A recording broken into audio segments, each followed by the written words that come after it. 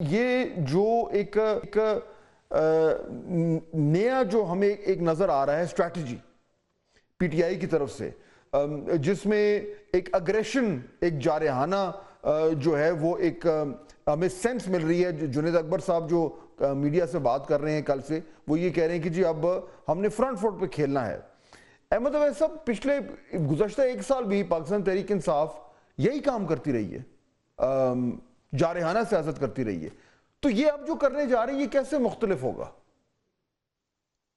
بسم اللہ الرحمن الرحیم. دیکھیے میں آپ کو بتاؤں، دیکھیے سیاست دو جو ہے نا، یا آپ حکومت میں ہیں یا آپ اپوزیشن میں ہیں، تو دونوں کے طریقہ کار مختلف ہوتے ہیں. جب آپ حکومت میں ہوتے ہیں تو آپ کو ٹھہراؤ کے ساتھ زیادہ میگنینمٹی دکھانی ہوتی ہے، کیونکہ آپ ریپرزینٹ کر رہے ہوتے ہیں پوری قوم کو.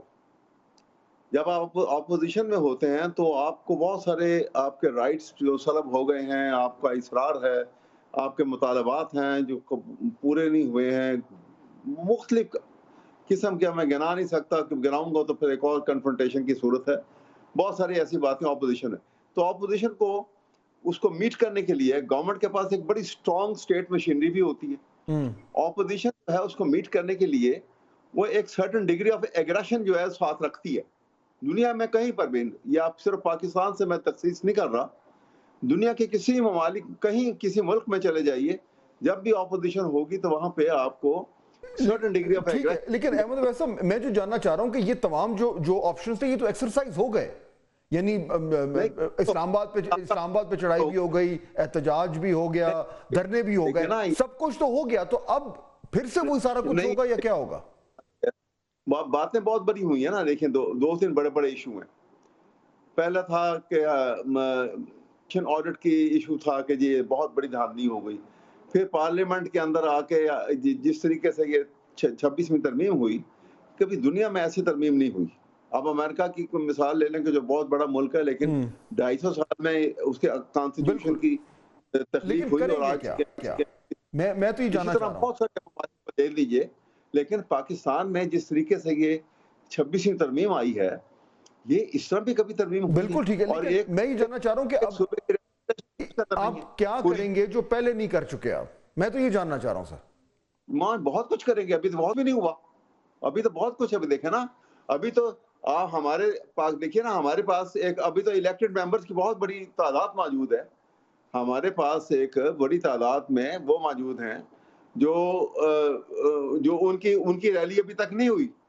یو نیور نو کہ ان کی کس وقت ایک بڑی آرگنائز ریلی بھی نکالیں گے. اختیار ولی صاحب، کل انہوں نے کہا، جنید اکبر صاحب نے، کہ جی ہماری جو اب ہارڈ لائن قیادت ہے وہ سامنے آئے گی، اور جو ہومیوپیتھک قیادت ہے وہ اب تھوڑی سائیڈ پہ ہو جائے گی. تو یہ جو ہارڈ لائن قیادت سامنے آ رہی ہے، اور جس طریقے سے یہ پی ٹی آئی کی جو یہ ایک نیا ایک طریقے سے باب شروع ہو رہا ہے ان کی سیاست کا، اپوزیشن کا، کیا آپ لوگ کیا کریں گے؟ گورنمنٹ کیا کرے گی؟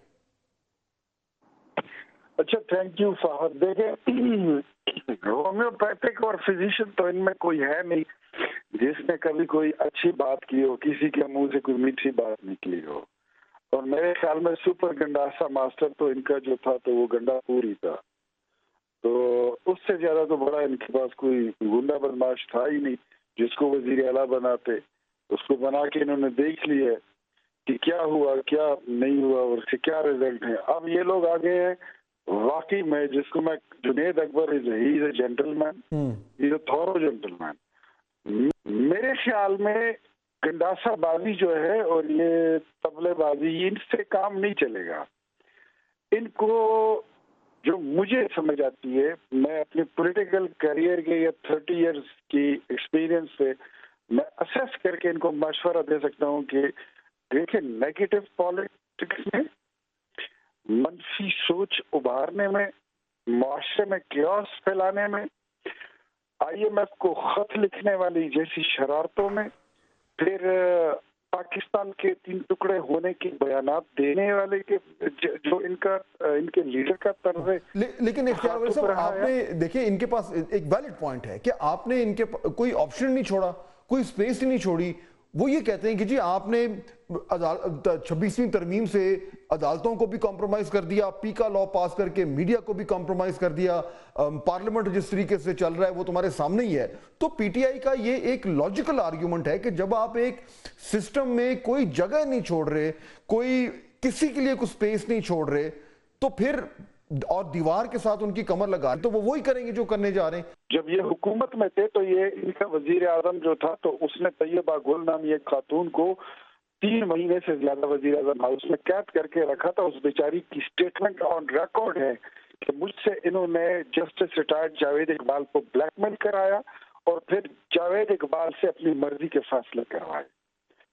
ये इनका तरीकाकार और तरीका अपनी हुकूमत में पोजीशन में होते हैं तो ये IMF को खत लिखते हैं, इनसे ये पूछे कि आपने सियासी जमातों को और हुकूमत को, रियासत को अपने साथ कोई और तरीका छोड़ने के, आपसे डील करने का कोई आपने छोड़ा है? ओके, अच्छा, कोई चीज, मतलब ये अपने बॉर्डर पे शहीद होने वाले जी शोहदा की जिस तरह ये गुस्ताखी करते हैं, अहमद अवैस साहब इस पर रिस्पॉन्ड करें। तो मुझे ये बताइए, जरा 1 मिनट सुन लीजिए फहद। जी कंप्लीट योर सेंटेंस। जी मैं कंप्लीट करता हूँ। अब ये इन्होंने तो पूरे पाकिस्तान को दीवार से लगा दिया था। इनके पास अब भी अगर मैं समझता हूँ तो एक ही रास्ता बचा है, ये इंसानों के जुबान में, इंसानों के हुलिये में और उसी बर्ताव में बैठकर ये बात करना शुरू करें जिस तरह सियासी जमातें करती हैं। या तो ये तय है कि जो बाकी लोग सियासी जमातें हैं वो सियासी जमात नहीं है, यही है, या फिर अगर वो सियासी जमातें हैं तो फिर ये कोई खलाई मखलूक है, ये फिर इंसान नहीं है। अहमद अवैस साहब ये इस नुक्ते पर जरा रिस्पॉन्ड करें।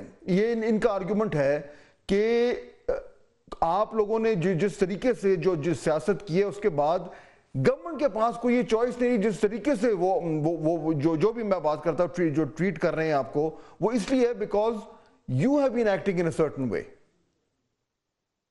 देखिए मैं आपको देखिए हर चीज जो यहाँ पे ऐसी हुई है जो इससे पहले कभी नहीं हुई। इलेक्शन में रिगिंग हमेशा होती है।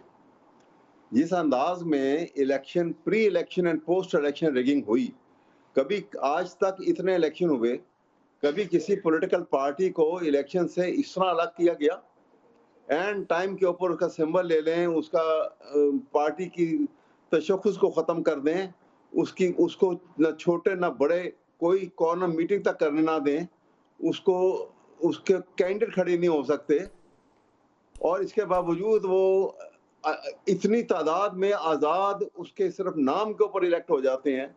ये दुनिया का ये अचंबा चीज नहीं आपके सामने। लेकिन ऑप्शन तो आपके पास क्या है? सुनिए, अभी सुनिए, अब क्या ऑप्शन है? उसके बाद मैं आपको यही बता रहा हूँ कि देखिए जो कुछ हुआ है उसको सामने रखिए। अभी इख्तियार साहब बड़े भले आदमी हैं और बड़ी अच्छी और बल्कि बुर्दबारी से बात करते हैं, लेकिन जो हकायक हैं वो बड़ी तकलीफ देह हैं, मेरे लिए भी तकलीफ देह हैं, इनके लिए भी हैं, हम सब के लिए।